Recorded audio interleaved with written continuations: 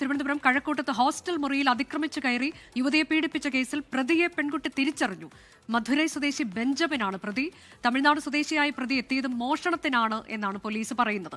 പ്രദേശത്തെ മറ്റു വീടുകളിൽ പ്രതി മോഷണത്തിനായി കയറുന്ന CCTV ദൃശ്യങ്ങൾ അന്വേഷണ സംഘം ശേഖരിച്ചു കഴിഞ്ഞിട്ടുണ്ട്. ഇതിനോടകം തന്നെ മോഷണ ശ്രമത്തിനിടെയാണ് ഈ പീഡനം നടന്നത് എന്നുള്ളതാണ് പോലീസിന്റെ കണ്ടെത്തൽ. മധുര സ്വദേശിയായ ബെഞ്ചമിനാണ് പ്രതി എന്നുള്ള വിവരം കൂടി ഇപ്പോൾ പുറത്തു വരികയാണ്.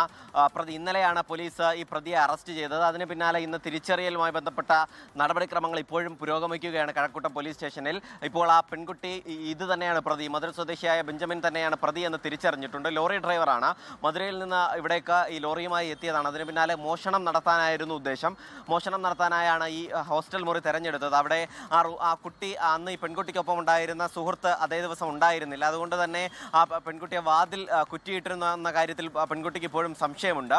അതിനിടയിലാണ് മോഷണ ശ്രമത്തിനായി അവിടെ കയറുകയും ഈ പെൺകുട്ടിയെ പീഡിപ്പിക്കുകയും ചെയ്തത് എന്നുള്ളതാണ്. പെൺകുട്ടി അപ്പോൾ തന്നെ പരാതി നൽകുകയും പിന്നാലെ ഈ പ്രതിയെ അറിയില്ല എന്നായിരുന്നു പറഞ്ഞത്. പ്രതിയെ തിരിച്ചറിഞ്ഞിട്ടില്ല, മുഖം ഓർമ്മയില്ല എന്നായിരുന്നു പറഞ്ഞത്. അതിന് പിന്നാലെയാണ് പോലീസ് ഇതുമായി ബന്ധപ്പെട്ട പരിശോധന നടത്തിയത്. ആ പ്രദേശത്തെങ്ങും CCTV ഉണ്ടായിരുന്നില്ല. കുറച്ച് മാറിയായിരുന്നു CCTV ഉണ്ടായിരുന്നത്. ആ കെട്ടിടത്തിലും CCTV ഉണ്ടായിരുന്നില്ല. പക്ഷേ ഈ രാത്രി വൈകി നടന്ന ഇഷ്യൂ ആയതുകൊണ്ട് തന്നെ പോലീസ് വളരെ വേഗത്തിൽ തന്നെ മറ്റ് സ്ഥലങ്ങളിൽ നിന്നുള്ള CCTV ദൃശ്യങ്ങൾ ശേഖരിച്ചു. അതിന് പിന്നാലെ സംശയം തോന്നി മധുര സ്വദേശിയായ ബെഞ്ചമിനെ ഇന്നലെ കസ്റ്റഡിയിൽ എടുക്കുകയായിരുന്നു. പിന്നാലെയാണ് ഈ മോഷണ ശ്രമത്തിനിടെയാണ് ഈ പീഡനം എന്നുള്ള കാര്യം പ്രതി സമ്മതിച്ചത്. അതിന് ഒടുവിലാണ് ഇന്ന് തിരിച്ചറിയൽ നടന്നത്. തിരിച്ചറിയലിലാണ് ഇപ്പോൾ അല്പസമയം മുൻപ് പെൺകുട്ടി ഈ പ്രതിയെ തിരിച്ചറിഞ്ഞത്. ഈ കൃത്യം നടത്തിയ ശേഷം ആദ്യം ആറ്റിങ്ങലിലേക്ക് പോയി എന്നുള്ള വിവരമാണ് ലഭിക്കുന്നത്.